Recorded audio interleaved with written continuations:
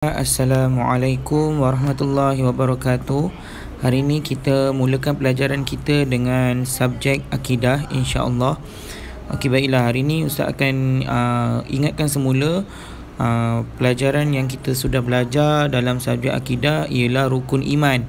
Rukun iman seperti mana yang murid-murid telah pelajari dan murid-murid telah tahu, rukun iman ada 6 perkara, iaitu beriman kepada Allah, beriman kepada malaikat, beriman kepada Rasul, beriman kepada kitab Al-Quran, beriman kepada hari kiamat, dan beriman kepada qada dan qadar.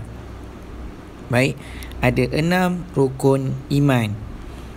Okey, jadi untuk yang pertama, beriman kepada Allah, murid-murid semua boleh buka buku muka surat 15. Di sini ada menulis tajuk beriman kepada Allah. Apa itu beriman kepada Allah? Boleh kita tengok dekat sini pengertian. Tengok yang pertama tu, unit 1, pengertian beriman kepada Allah. Okey, pengertian beriman kepada Allah itu apa? Maksud beriman kepada Allah itu apa? Okey, maksudnya tengok dekat kotak yang warna kuning tu, yang ada bintang tu. Maksud beriman kepada Allah ialah percaya dan yakin. Percaya dan yakin bahawa Allah Subhanahu wa taala itu Ahad, iaitu satu, esa, tidak beranak dan tidak diperanakkan. Maksudnya apa? Maksudnya kalau kita beriman kepada Allah, kita percaya kepada Allah, ya murid-murid. Bila kita percaya kepada Allah, kita meyakini bahawa Allah itu satu. Allah tu satu, esa, dan tidak beranak dan tidak diperanakkan. Maknanya Allah tak ada anak dan Allah tidak beranak. Okey, Allah itu satu. Yang kedua, Allah Subhanahu wa taala adalah pencipta dan pemilik segala sesuatu, tidak ada sekutu baginya. Maknanya segala ciptaan di atas muka bumi ni, kita meyakini bahawa Allah Subhanahu wa taala lah yang menciptakannya daripada sekecil-kecil benda sehingga sebesar-besar benda. Cuba anak-anak murid Ustaz, cuba tengok dekat gambar dalam buku teks muka surat yang kita baca ni, muka surat 15 ni. Nampak tak dekat situ ada gambar macam-macam. Ada gambar gajah, zirafah, singa, panda, kan, monyet. Dekat situ nak menunjukkan bahawa semua binatang ataupun manusia itu sendiri yang tengah dekat gambar tu, semua itu adalah ciptaan Allah. Walaupun ini hanya lukisan, tapi realitinya kita hidup atas muka bumi ni, semuanya adalah ciptaan Allah Subhanahu wa taala. Namun ada juga ciptaan manusia. Tapi ciptaan manusia tu tidak berjangwa seperti ciptaan Allah Subhanahu wa taala. Okey. Kita boleh tengok dekat bawah itu, muka surat 16, dalil naqli beriman kepada Allah. Dalil naqli itu maknanya dalil ataupun hujah yang kita boleh tahu apakah bukti kita kena beriman kepada Allah, ataupun apakah bukti Allah itu satu. Jadi inilah dalilnya di dalam ayat Al-Quran surah Al-Ikhlas. Kita baca sama-sama. Bismillahirrahmanirrahim. Okey, lepas Ustaz baca, Ustaz minta anak-anak murid Ustaz baca sekali. Qul huwallahu ahad. Okey, boleh baca. Allahus samad. Lam yalid wa lam yulad. Wa lam yakul lahu kufuwan ahad. Okey, dah. Okey, bila anak-anak murid ustaz sudah baca, kita boleh tengok dekat maksudnya. Katakanlah wahai Muhammad bahawa Allah itu tunggal, iaitu satu. Ayat yang kedua, Allah Subhanahu wa ta'ala, tempat kita meminta, dia tidak beranak dan dia juga tidak diperanakkan. Dan ayat yang seterusnya, dan tiada yang serupa dengannya, dialah Tuhan yang Esa. Jadi ayat Al-Quran ni ya anak-anak murid ustaz, ayat Al-Quran ni menunjukkan yang dalil yang bahawasanya Allah Subhanahu wa ta'ala itu ialah satu dan tidak diperanakkan dan tidak pula tidak beranak dan tidak pula diperanakkan, dan tak ada satu pun yang serupa dengannya, iaitulah Tuhan kita Allah Subhanahu wa ta'ala yang Esa. Okey, jadi anak-anak murid ustaz boleh tengok dekat sini, dia kata dalil akli pula, muka surat 17. Dalil akli, beriman kepada Allah. Dalil akli ni dalil akal. Tadi dalil Al-Quran, dalil nakli, ni dalil akli, dalil akal. Pertama, cuba tengok yang gambar pertama dekat bunga tu kan, ada nombor 1.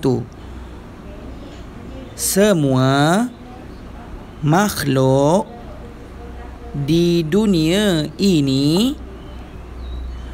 pasti ada yang menciptakannya. Anak-anak murid ustaz boleh baca dengan ustaz Okey, lagi sekali, semua makhluk di dunia ini pasti ada yang menciptakannya. Betul tak? Kita tengok ada awan, ada matahari, ada bulan, ada laut, ada pokok.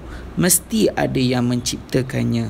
Tidak lain tidak bukan ialah daripada Allah Subhanahu wa ta'ala. Kita tengok yang kedua. Allah Subhanahu wa ta'ala menjadikan semua makhluk termasuk manusia, haiwan, bulan, bintang, matahari dan semua makhluk di alam ini. Dalil akli yang ketiga, Allah Subhanahu wa ta'ala Maha berkuasa menjadikan alam ini. Allah Subhanahu wa ta'ala ni maha berkuasa. Sebab tu dia boleh menciptakan alam ini. Kita tengok yang keempat.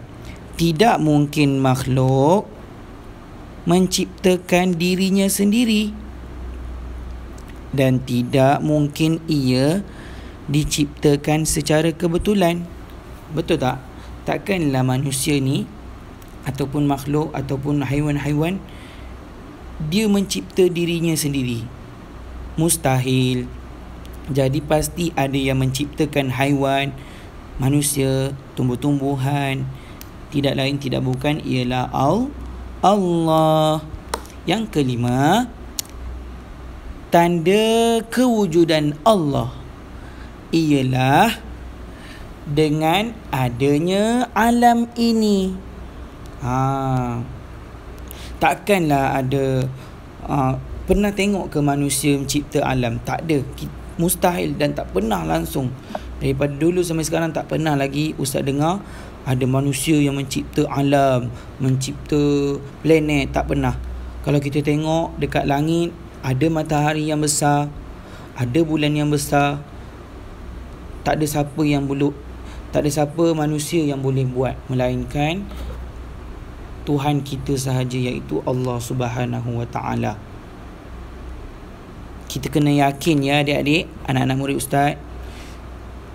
Sebab apa? Sebab kita ialah umat manusia wajib beriman kepada Allah. Kunci untuk kita memasuki syurga ialah dengan Islam dan beriman kepada Allah. Kalau kita Islam je, ya kan, anak-anak murid ustaz, kalau kita Islam je tapi tak beriman, belum lagi boleh masuk di dalam syurga Allah, belum lagi boleh masuk ke dalam syurga Allah. Ada pun beriman tapi tidak Islam, juga tidak boleh masuk di dalam syurga Allah, tak boleh masuk ke dalam syurga Allah. Kena ada dua-dua, kena Islam dan kena beriman kepada Allah.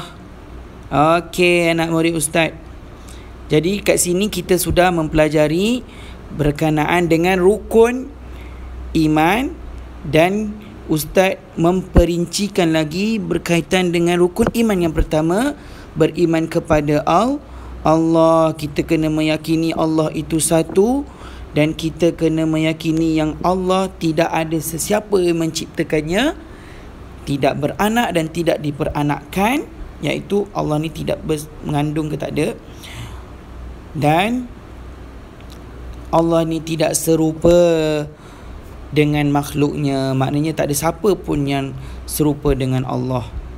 Okey, kita kena yakin yang itu. Okey, cuba anak-anak murid ustaz tengok yang muka surat 18 tu. Dia kata ada gambar kartun tu kan, muka surat 18. Okey, dia kata yang pelajar pakai tudung warna pink tu, dia kata, apakah tanda yang menunjukkan Allah itu ada, ustazah? Ustazah dia pun jawab, adanya alam ini menunjukkan Allah itu ada. Lihatlah langit, gunung dan pokok-pokok itu, semua diciptakan oleh Allah. Oh, baru saya faham. Terima kasih ustazah. Sama-sama. Jadi dekat situ kita boleh tengok ciptaan-ciptaan yang ustazah tadi sebut tu, itu ialah menunjukkan bukti bahawa Allah itu ada. Sebab adanya pokok mesti ada penciptanya, betul tak?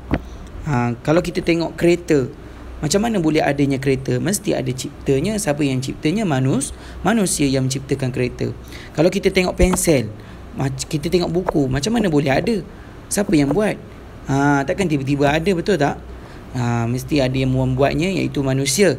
Tapi makhluk Allah seperti pokok, tumbuh-tumbuhan, lautan, itu semua mesti ada yang menciptanya, tak lain tak bukan, iaitu Allah Subhanahu wa ta'ala. Okey, ustaz minta anak murid ustaz buat latihan yang muka surat 19 ni. Dia kata, tengok kotak yang kanan tu, yang ada dua kotak tu kan, satu ciptaan Allah, yang bawah tu rekaan manusia. Tengok kotak belah kanan, ustaz ulang, yang atas ciptaan Allah, kotak kedua yang bawah rekaan manusia. Jadi ustaz minta anak murid ustaz suaikan mana satu ciptaan Allah dan mana satu rekaan manusia. Contoh, kotak yang kanan tu ditulis ciptaan Allah kan, yang atas tu kan. Tengok kotak yang kiri, ada gambar kucing. Jadi kucing ciptaan Allah ataupun rekaan manusia? Jadi ustaz minta anak murid ustaz gariskan yang mana ciptaan Allah dan yang mana rekaan manusia. Boleh?